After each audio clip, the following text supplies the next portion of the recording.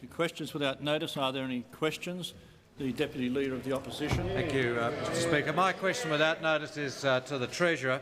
Treasurer, it's stated on page 121 of the One Job statement that the medium-term scenarios are not forecasts. They are, and I quote, outcomes conditional on key assumptions and the related policy settings. What happens if just one of the key assumptions is wrong? Therefore, how can you say, and I quote, the government will lower tax rates over the next 4 years, unquote, when the whole package would collapse if just one key assumption is wrong? The Honourable Treasurer. I assume that the Honourable Deputy Leader of the Opposition is telling us that there are no key assumptions in his own particular package, and if he wants to have a competition about key assumptions, well, come right along and we'll have such a competition. But I'm going to answer the question. It is what is said in the statement is as it is. That is, that we have made some key assumptions on which this scenario has been built. This it hasn't been the practice. It hasn't been. Order. The Deputy Leader of the Opposition will cease. It has not been the practice of the Central Forecasting Group to forecast beyond the year immediately ahead. On this occasion, we have forecast essentially for an 18-month period, including the 92-93 period.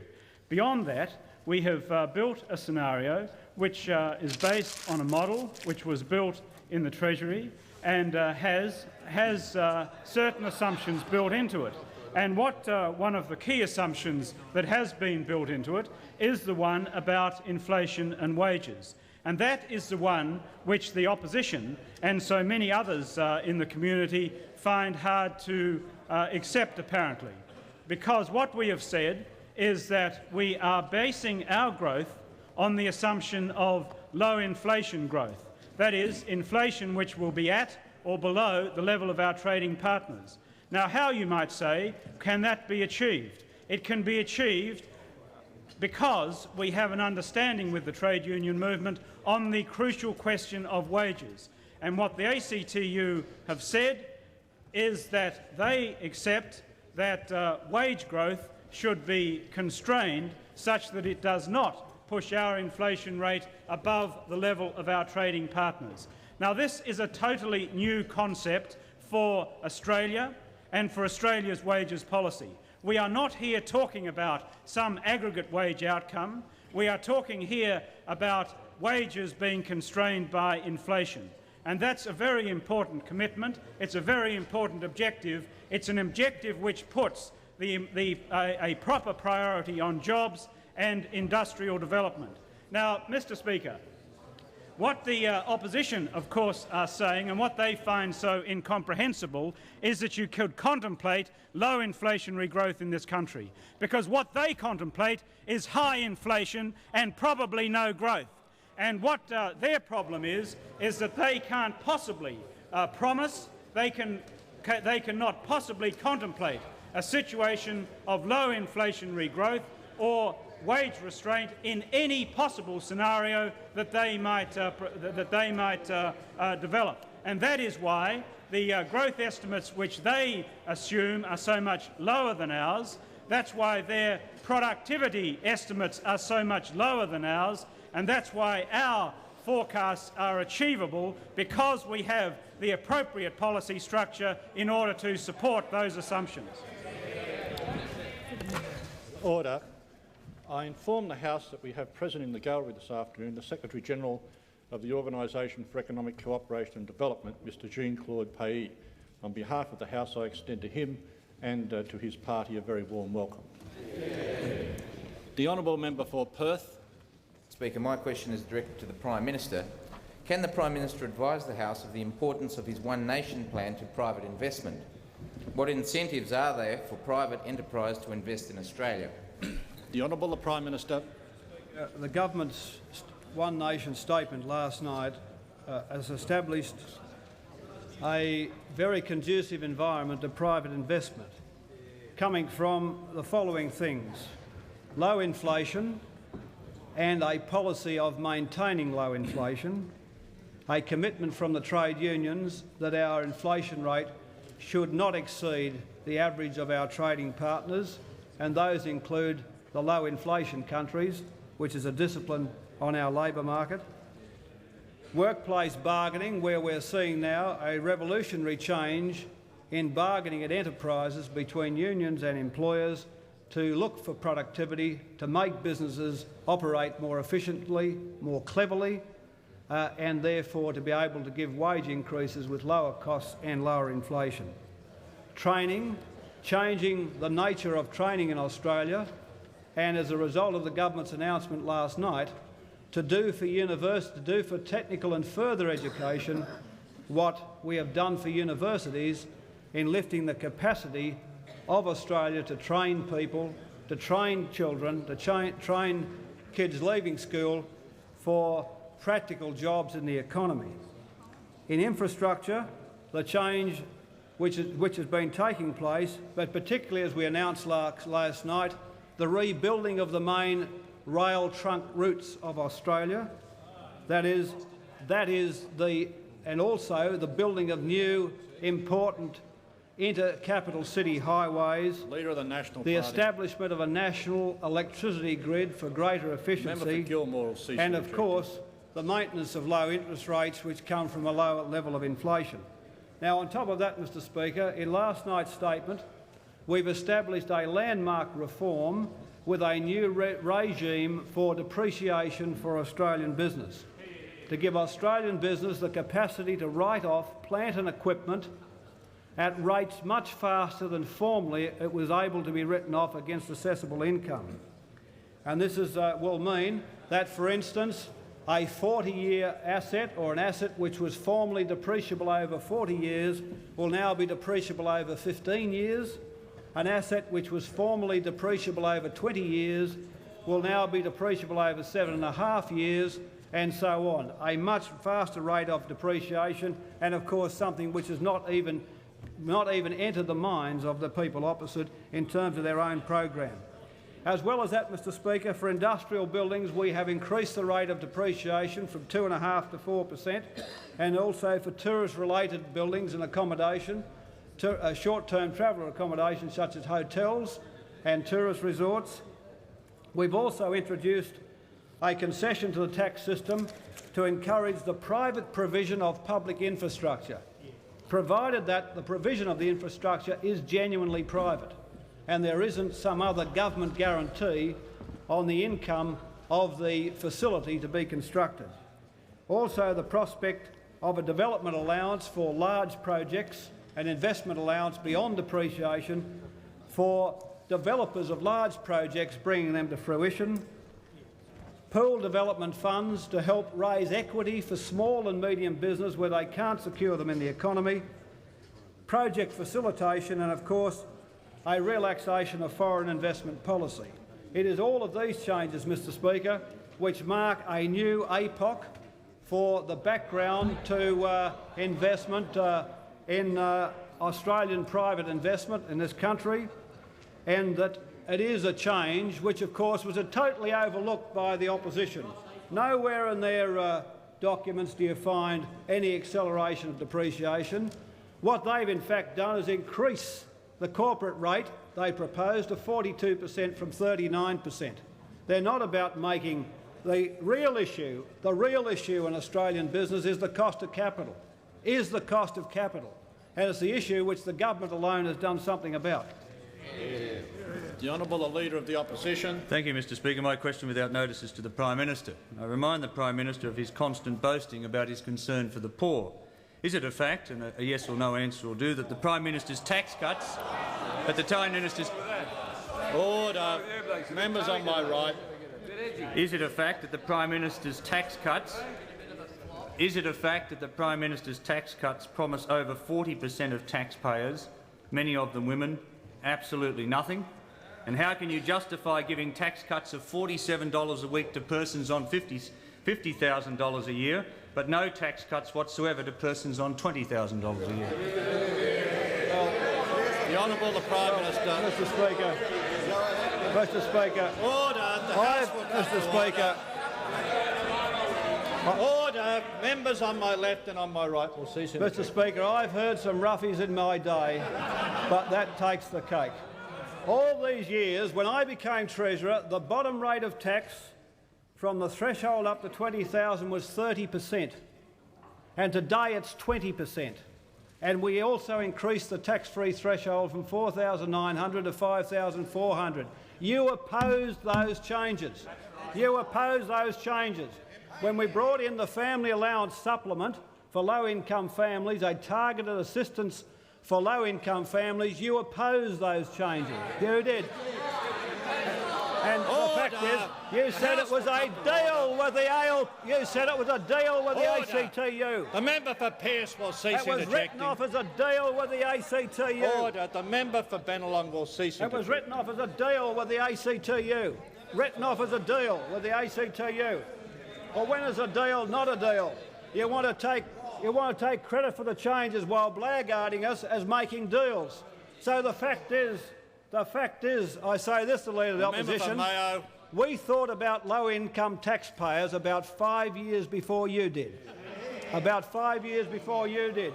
And in the second stage of these vast tax changes presided over this government, we will now focus the next major set of tax cuts in the lower to middle ranges of the tax system between $20,000 and $40,000. And why the opposition, Mr Speaker, is smarting under these changes, it's the same marginal tax rate proposed by them, but without a 15% consumption tax. And that's what hurts them, but without a 15% consumption tax. The Leader of the Opposition had the gall last night to say that that promise was unfunded. Unfunded. But the personal tax cuts to the same area which you propose come exactly from fiscal drag. Is that unfunded? Is that unfunded? Is your fiscal drag payments unfunded? And do you describe yours as unfunded? And what about the $4 billion discrepancy that the Department of Finance and the Treasury have allocated to your program? Is that not unfunded? So, Mr Speaker, I'm happy to debate with the Leader of the Opposition any day he likes about how we've treated low-income taxpayers in this country, about how we've treated low-income families, how we've treated the children of the poor, and how we've now treat middle-income taxpayers without attacking their way of life with a consumption tax on every morsel they put into their mouth or every piece of cloth they put onto their back. That's what the battle will be about. It'll be about fairness and equity in the tax system, progression in the tax system, and not a savage, regressive flat rate of tax, not a savage, regressive flat rate of tax levied across income groups without the appropriate compensations, because, well, that's what you've got in mind. He always engages, you see, when you're giving it to him, he always has a conference. He always has a little conference. He really has a little conference. I know, I mean, we've got to get used to these little foibles and habits of our friend opposite. Order. What is this, Mr Speaker? The member for Don't Groom. come to us with any unctuous questions about the low paid. Don't come to us. The honourable member for Dobell. Thank you, Mr Speaker. Order. My question without notice is addressed to the Prime Minister. Will the One Nation plan he announced last night be of assistance to Australia's tourist industry? And can he outline to the House the significance of tourism to Australia's economic future? The Honourable Prime Minister. Mr Speaker, tourism was one of the industries which flourished greatly under the opening up of the economy in the 1980s, by the removal of exchange controls, by the float of the exchange rate, by more open foreign investment rules which saw the Australian tourism industry flourish, so that now we have high-quality, world-quality tourist accommodation. And the importance of tourism has always been underlined by this government, and it's one of the reasons why we believe a consumption tax would of course be entirely deleterious to a 15% rate being applied to all tourist accommodation in this country. And because of the importance of tourism, tourism has now joined the Cabinet as a full ministry under Mr Griffiths, and in the course of this statement he brought to the Cabinet, to the ad hoc committee of the Cabinet, policies which affect the tourism industry beneficially and which we've considered. But other policies, not directly, related to his portfolio, but affecting them have also been considered and adopted. In aviation policy, the ending of the Liberals' two-airline policy. Major changes affecting both international air travel and travel within Australia. The improvement for opportunity for additional carriers by the development of infrastructure at airports, with common user terminals being built at Sydney and Melbourne and possibly at other airports. International airports in Melbourne and Brisbane being significantly upgraded.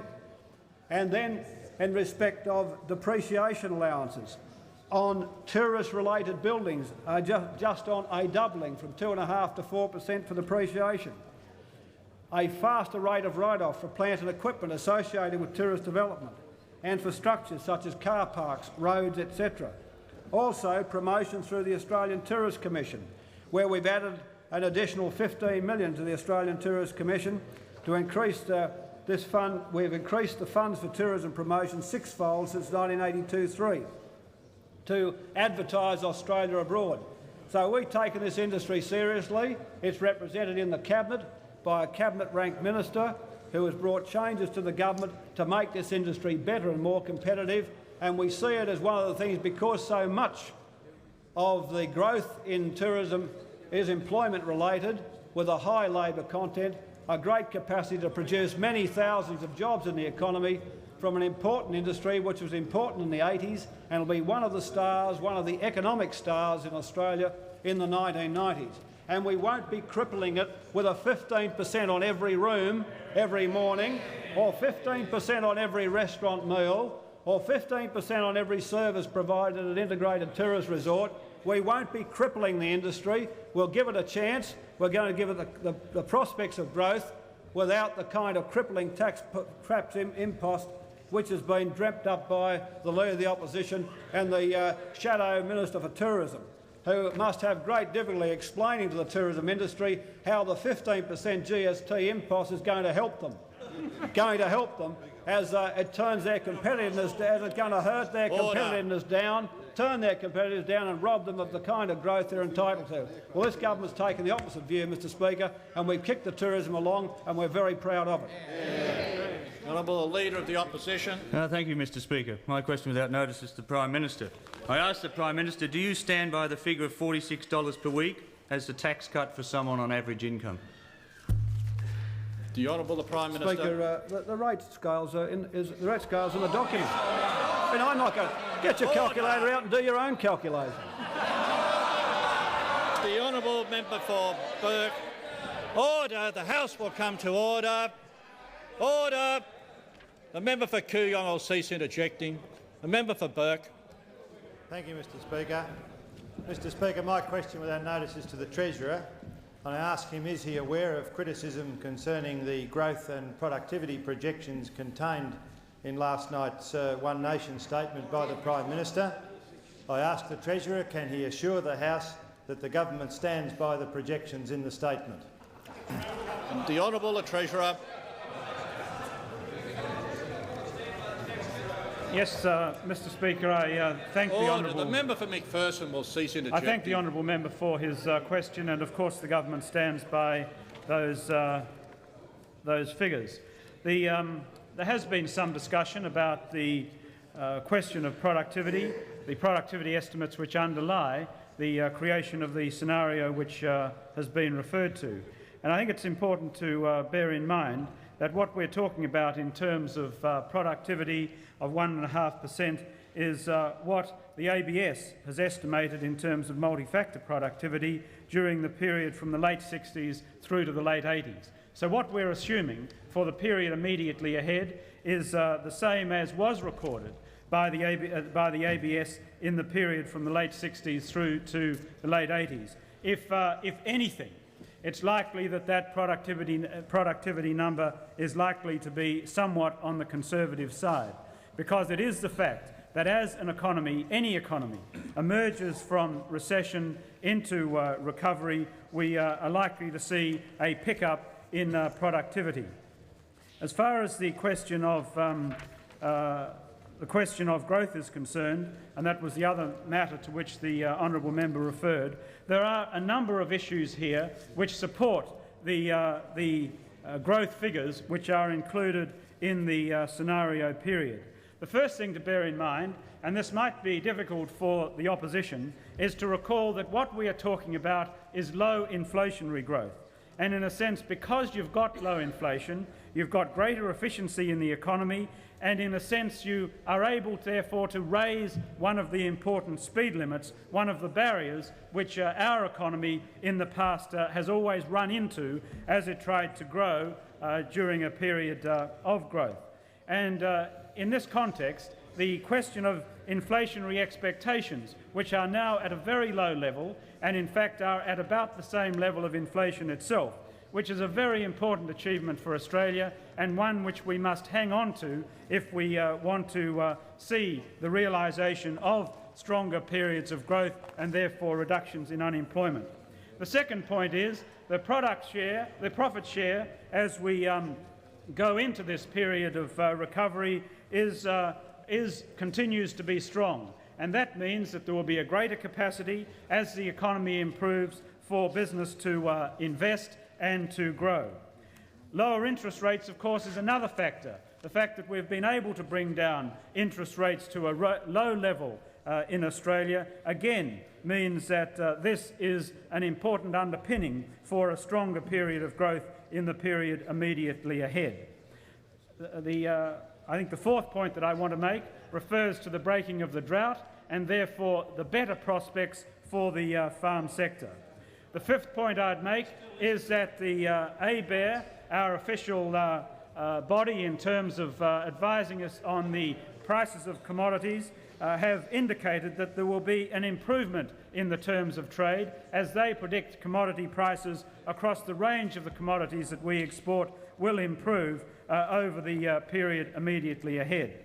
The sixth point to bear in mind is that when this suggestion is made that we can't grow faster than our trading partners, we should bear in mind that the composition of our trading partners has changed quite dramatically in the last 10 years. We are not now trading to such an extent with the economies which have slowed down so much in Europe and North America, but rather we are trading more with the more rapidly growing economies closer to home. Indeed, whilst Japan continues to be the destination for 28% of our merchandise exports, we have seen essentially a new Japan grow as a destination for our exports amongst the ASEAN nations and the newly developing economies, the newly industrialised economies, so that those South and North East Asian economies...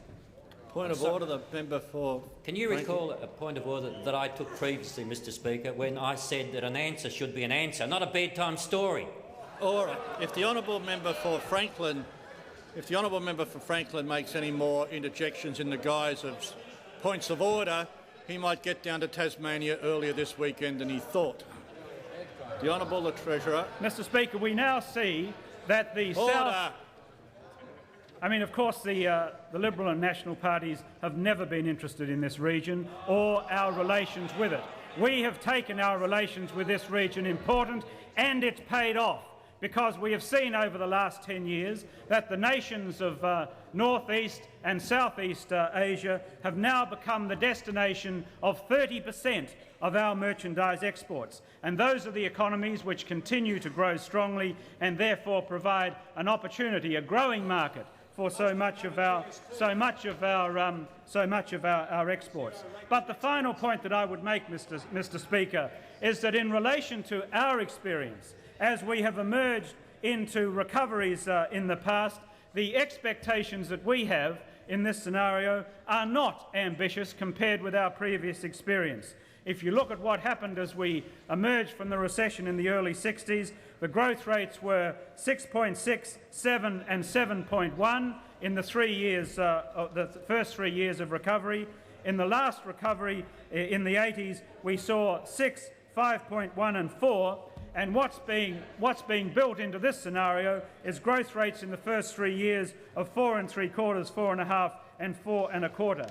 And I would only make the point that in relation to the opposition's favoured advisers on these matters, even they are saying that the growth which we could anticipate in 92-93 was 3.75%, and that was before, of course, the measures that we announced last night, which will have an important additional impact on our growth rates in the forthcoming 18 months or so. The Honourable Deputy Leader of the Opposition. Thank you, Mr Speaker. My question without notice is to the Treasurer. Treasurer, I ask, is it not a fact that for nearly 4 million taxpayers who earn up to about $20,000 a year, which is about half the total number of taxpayers in Australia, that in your statement last night there are no cuts now and no tax cuts for the next 5 long years? The Honourable Treasurer. That's the truth of the matter. Order. The Treasurer. Mr Speaker, I mean, this is quite extraordinary. This is quite extraordinary. We now have this new affection for the poor on the part of the Liberal Party. Well, this is one of the great political novelties of our time. And of course, we who have taken their interests seriously, not only in terms of reductions in marginal tax rates, but in terms of the contribution that we have made to those families, particularly in terms of family payments, in terms of the improvements that have been made in other benefits that have come from government services. These are the things which we have done, and almost all of them have been opposed when we have done them by those opposite. Now, of course, the Deputy Leader of the Opposition likes to say that what they are offering is a tax cut for those people under $20,000. Their tax cut for those people under $20,000 is calculated to do one thing and one thing only, and that is to offset the price effect, the income effect of the introduction of their food and clothing tax. It does nothing more. Order. So their tax cut is calculated to do no more. I leave aside whether it's a success or not. Their tax cut below the $20,000 is calculated to do no more than compensate for the introduction of their food and clothing tax. Of course, it leaves entirely to one side it leaves entirely to one side the fact that it is their intention to reduce Commonwealth outlays by $10 billion, which will have a savage effect on those very same people. These expenditure cuts... The Deputy Leader of the Opposition will cease interjecting. He asked the question, he should listen to the answer, and I warn the honourable member for Kooyong. These expenditure cuts are not mythical. These expenditure cuts have real effect, and where they have the greatest real effect is amongst the poorest people in Australia. And of course, it's in that context that you ought to bear in mind all these crocodile tears, this cynical regard, this cynical new regard for the poor coming from the other side. But the other point which is worth making is that in relation to families who are low-income earners, whether they be in the workforce or outside of it, last night the Prime Minister announced an increase of $3 per week per child for those families via the Family Assistance Scheme. This is real and immediate assistance for those lower income families. And that has to be put against the fact that this has been an area of total neglect on the part of the Liberal Party. And just remember, the central feature of the Liberal Party's tax cuts for the low-income earners, they are only designed to compensate for the impact, the savage impact of the food and clothing tax, a tax which these people mercifully will not have to contemplate under us. The honourable member for Oxley. Thank you, Mr Speaker. Mr Speaker, my question is to the Minister for Employment, Education and Training.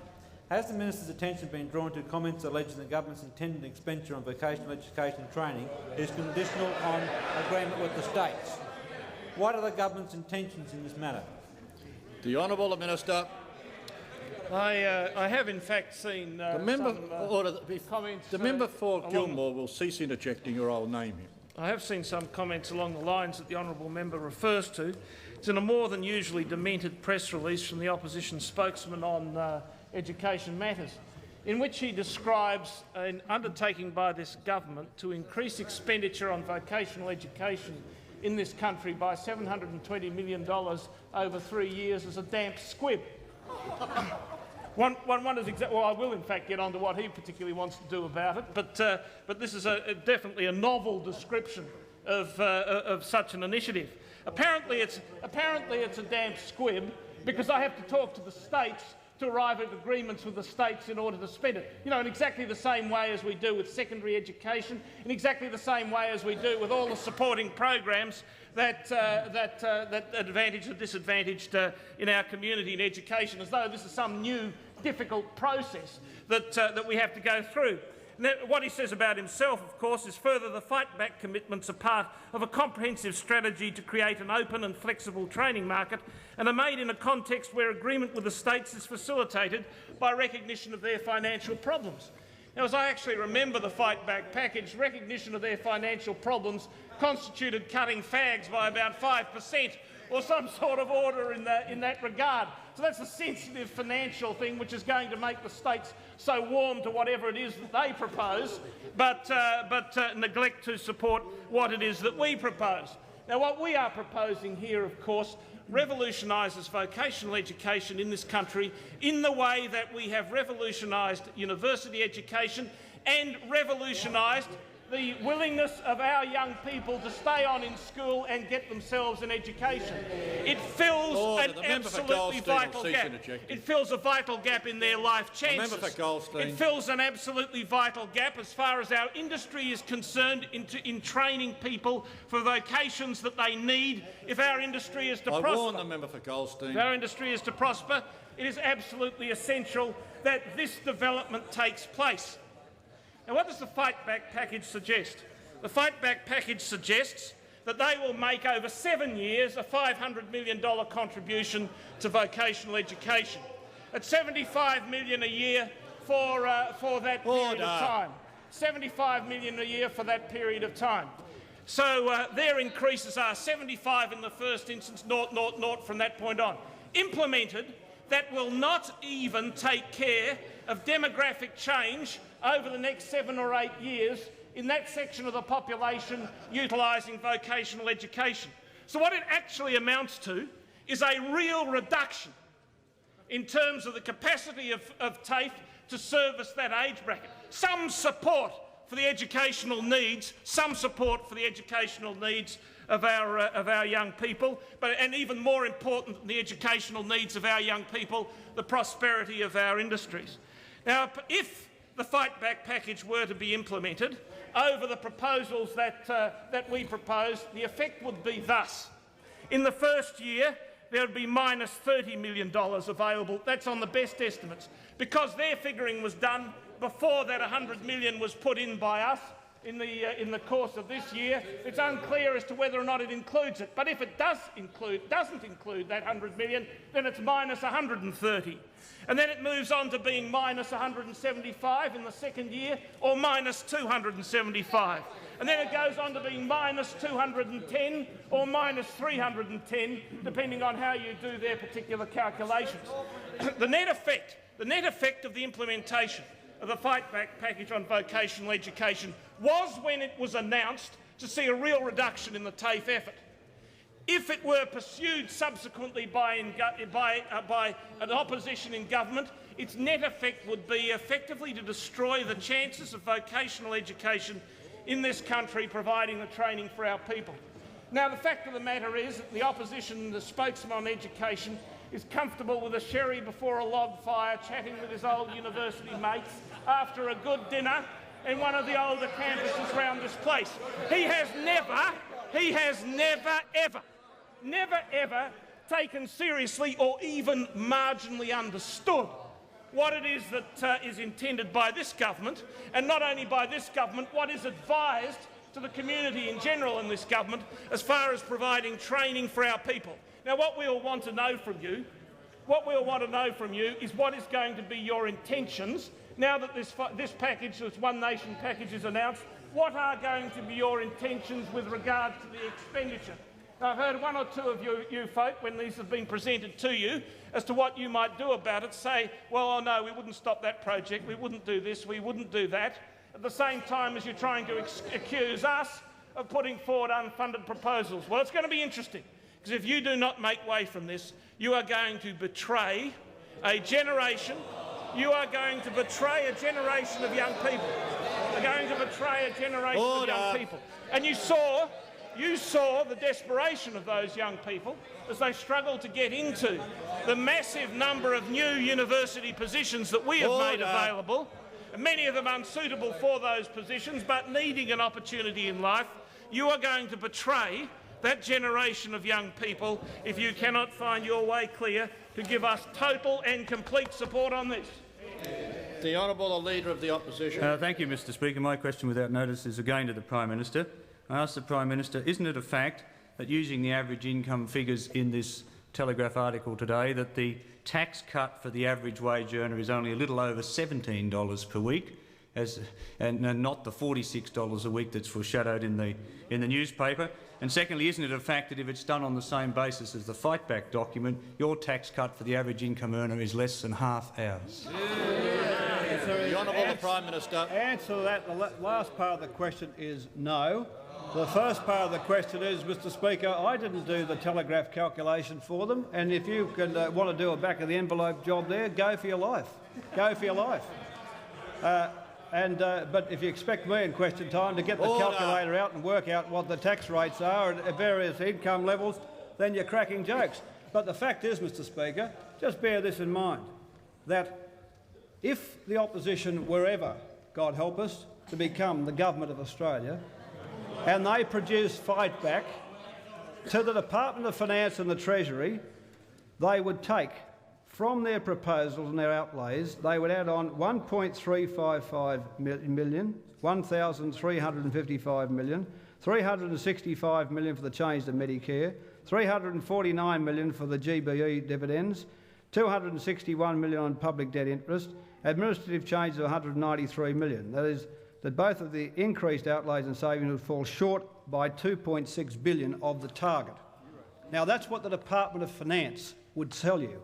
Then the Department of the Treasury would say, and the Tax Office, is that the tax measures would show that you've overstated your revenue by 1.1 billion, assuming no avoidance of the GST, assuming new collections from the black economy, which are speculative, and overstating the GST base.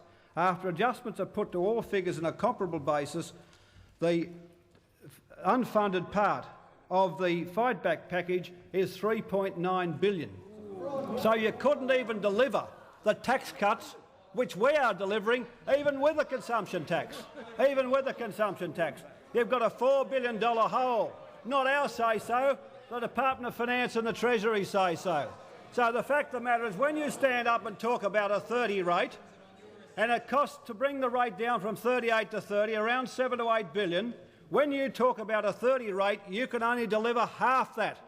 You can't even get below about 34%, because 34% to 30% costs about 4 billion, which you don't have. Which you don't have. So again, we'll be the only people that can deliver a 30% tax rate to taxpayers in low and median incomes between 20 and 40,000. And how dare the Leader of the Opposition, after this government has changed without any cost to low-income taxpayers the tax rate from 30 to 20%, increased the tax-free threshold, spent large amounts of money on the family allowance supplement for low-income families with children, and added another $250 million to it as a result of last night's announcements, to then say for the paltry compensation payments for the GST that you're giving people under 20,000 something. I mean, it takes a lot of gall to put that proposition over, and a lot of gall you have, obviously. A lot of gall you have. Now, Mr Speaker, when we inherited the tax system, the top marginal rate in this country was 60%. Thanks to, who was the Treasurer? J.W. Howard. Take a bow. And who was his advisor? The member for Wentworth. Who was his member for Wentworth? What's the top rate today? 47%. What's the company rate then under them? 46. What is it now? 39. What was the rate of tax on distributed incomes under Messrs Howard and Hewson when they were in office? Answer, 78 cents on the dollar. What's the answer now? 47. But if they don't distribute, it's 39.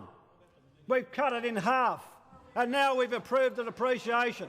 And now, after giving tax reform costing billions over the years, we're now going to reduce the median incomes from 38% to 30% with no consumption tax. With no consumption tax. And doesn't it rankle you? Doesn't it rankle you? And then you have the hide to say it's unfunded when your own things are funded by fiscal drag.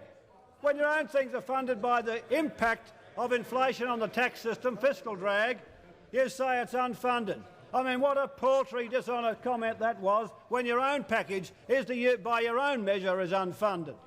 Now, Mr Speaker, apparently the Leader of the Opposition thinks we ought to hang on to the fiscal drag. But if he thinks we should hang on to it, why should he be able to give it away? I mean, if we should hang on to it and supposedly funded, that is, keep it, that is, as even with modest inflation, the receipts in the tax system rise and the real tax burden rises, we should keep the loot, don't hand it back, don't give taxpayers a break, but if he does it, well, that's okay. That's part of reform. That's reform.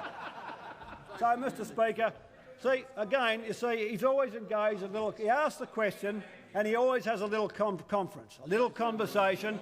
He's psychologically unsuited to reply. Order. Psychologically unsuited to reply. A reply. Well, Mr Speaker, he's going to have to change the old psychology quite a bit because he's going to get a lot of it. A lot of it.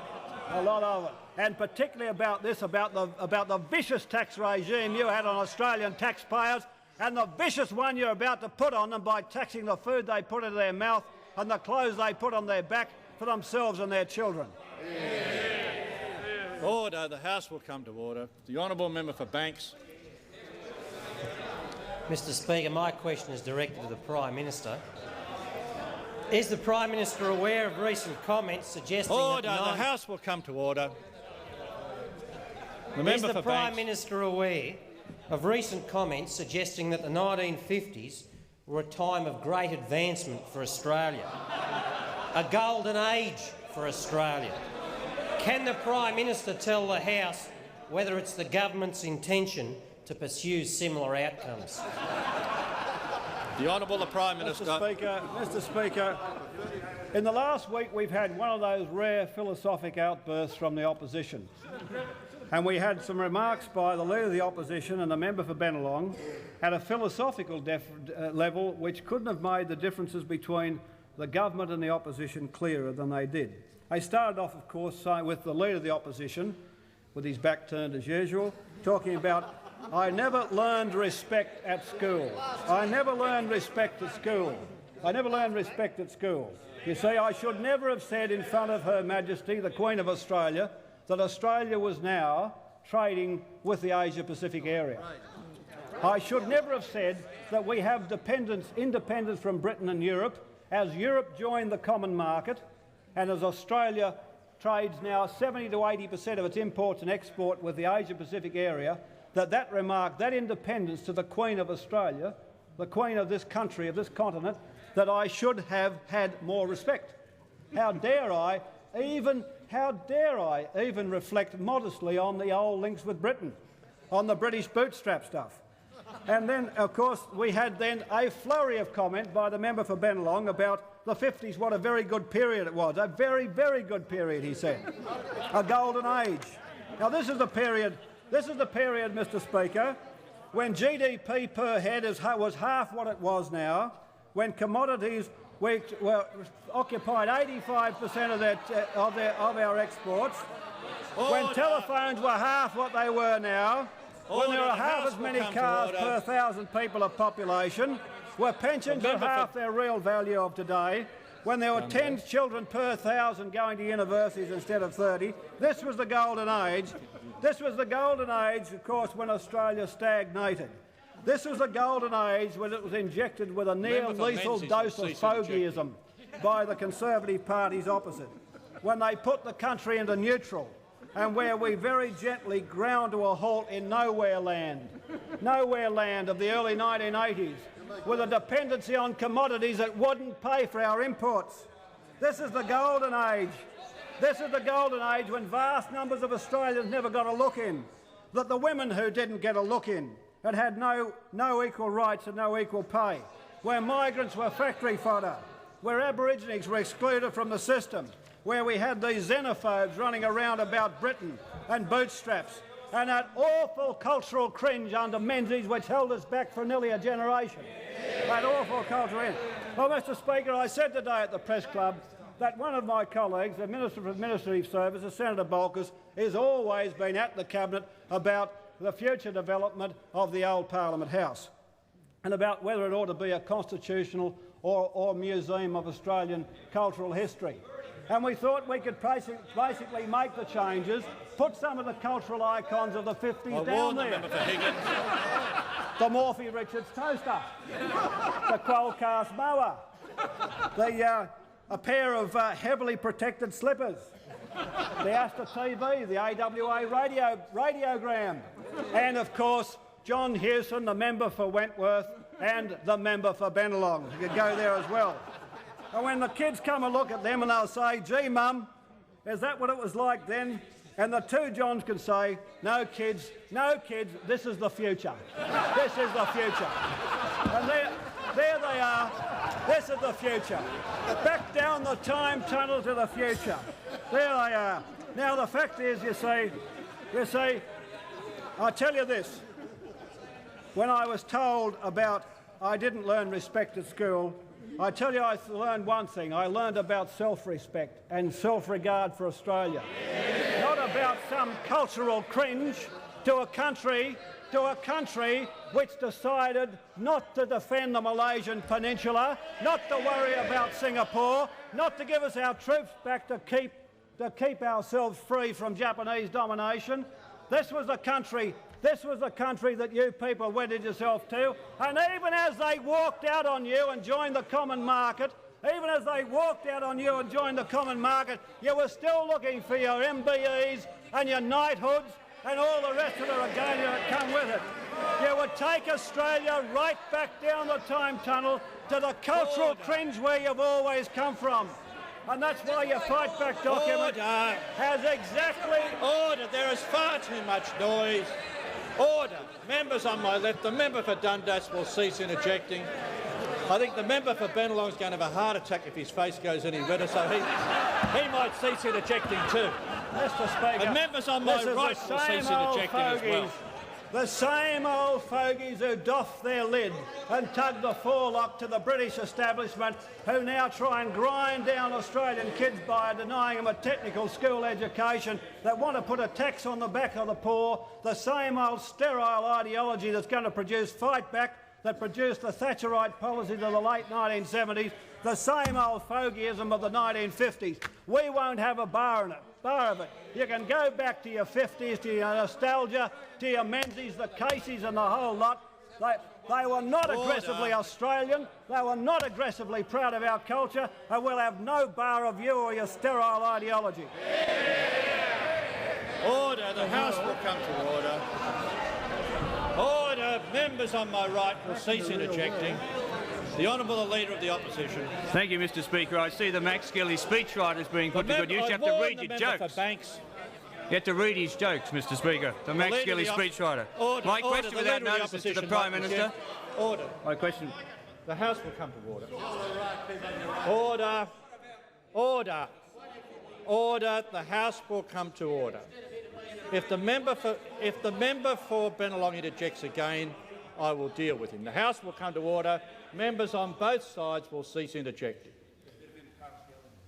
I name the honourable member for Gippsland. The honourable member for Gippsland. Gippsland being suspended from the service. If the honourable member for Gippsland wishes to withdraw the remark,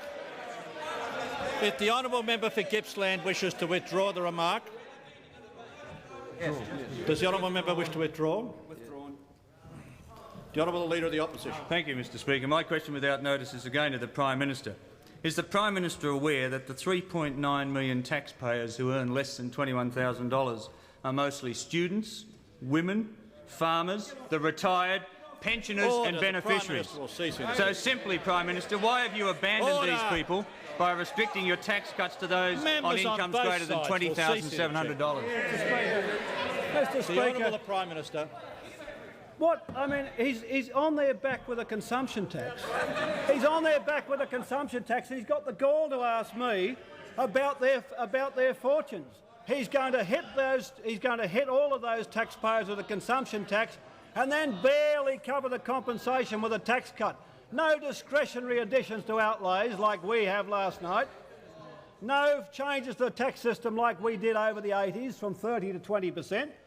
No increase in the tax-free threshold other than to compensate for the consumption tax.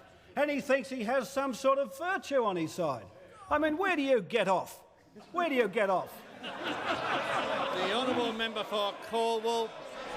Order! Members on my left will cease interjecting. Order! The House will come to order. The Leader of the Opposition will cease interjecting. The member for Cornwall. Mr Speaker, my question is to the Honourable Minister for Finance. Is the Minister aware of criticism that the fiscal strategy in the One Nation package is inappropriate?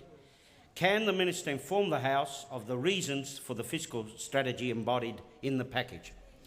The Honourable Minister for Finance. Mr Speaker, I am aware of criticism which have come from the opposition about the government's fiscal policy, both before last night, earlier this week, and of course following the Prime Minister's statement. Earlier this week, of course, Access Economics had said that the budget was blowing out to $9 billion before this statement, and the opposition rushed to embrace that. Of course, the publication of figures last night show that Access Economics, or should it be Excess Economics, was miles out at its forecast. Our forecast is $6.3 billion, not $9 billion, and that $6.3 billion will become $6.8 billion with the measures announced in the Prime Minister's statement, which will take the deficit to less than 2% of GDP, 1.7%. Next year, with the major impact of the measures, we'll have $8 billion deficit, but that will still leave us with less than 2% of GDP deficit. And those percentages compare with what it was in the early 80s, when 82-3 it was 2.6% of GDP, and in 83-4, 4.1%.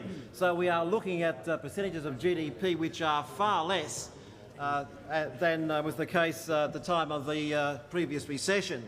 Of course, the major opposition criticism of the government's fiscal policy is that it is unfunded. The promises, the measures announced last night by the Prime Minister are unfunded, as they say. And what they're really saying is that they should have been offset by tax increases or by other government expenditure cuts. And what this means, in effect, is that they are saying there should be no fiscal stimulus. That's what they are saying. There should be no fiscal stimulus, because if you have an array of expenditure increases, and tax cuts which are offset by other expenditure cuts and tax increases, then obviously there is no fiscal stimulus. So what they are saying is that in the present economic circumstances, where the recovery is obviously very weak, and it's not likely that we're going to move rapidly into substantial economic growth without some further action being taken by the government, they are saying at the least we should have done nothing. The least thing is we should have done absolutely nothing in terms of this statement, no stimulus whatever. But in fact, he says wrong, and of course that he is right that what I just said is wrong, in the sense that it's your basic position. Order. Exactly. Fight back. The first year of Fight Back, do you know what you do? If you had been here last night as Prime Minister announcing your policy, instead of announcing a policy of measures of $2.3 billion to stimulate the economy, Dr Hewson would have been up here announcing a policy to cut expenditure by $3.3 billion. That's the first year of Fight Back. That's what they would do. In the current economic circumstances, there are one group of people in this country, one group only, who think that what we should be doing now, at a time when we have a need for the economy to get moving, to get unemployment down, that what we should really be doing this one group think is to slash government expenditure, have a contraction of the economy, contract demand, cut demand back at a time when demand is weak and there's a great need for an increase in demand, to cut demand by $3 billion. I mean, you are a bunch of economic lunatics. A bunch of economic lunatics. And then the even greater absurdity is that in the second year of fight back, after you've contracted the economy by $3 billion in year one, in year two, when you have the impact of the GST whacking inflation up towards double-digit levels again, what do? You ease off on fiscal policy in the year in which you impose a big inflationary impact on the economy. I mean, what a lunatic fiscal policy it is. And of course what you would have to do in those circumstances is to have a massive increase in interest rates unless you are going to have that inflation permanently built in. And the wages blowout scenario, which has been much talked about by Dr Murphy as one of the possibilities, would be absolutely a certainty without that further contraction of the economy by increasing interest rates very dramatically. So the opposition criticises us for having a fiscal policy which is unfunded, in the circumstance when they themselves would pursue a policy of no stimulus and in fact a contraction of the economy. But finally, let me say this about the unfunded side of things. We've just had 4 years of budget surplus. They're the only budget surpluses that this country has ever recorded. 4 years of surplus. And they've amounted to $18 billion worth of surplus. $18 billion worth. We're now going to go through three or 4 years of deficit, and it'll be roughly the same proportion, about the same amount, about $18 billion of deficit, and then we'll move back into a surplus again. So we are not pursuing a policy which is reckless or structurally impairing the budget. It's a policy which is built on the basis of a very strong budget position before we entered this recession, which has gave us those years of substantial budget surplus, which enabled us to cut budget sector debt from 21.6% of GDP to 12% of the GDP. So we had substantial debt reduction. We're now going to go through a period of some increase in some deficits, but we will move back to budget surplus in a few years' time. And so, Mr Speaker, the policy being pursued by this government is the appropriately flexible fiscal policy to pursue. It's an utterly responsible policy, and it contrasts markedly with the absurd fiscal policy proposed by the opposition. Mr Speaker, the Honourable Prime Minister. Placed in the notice, please.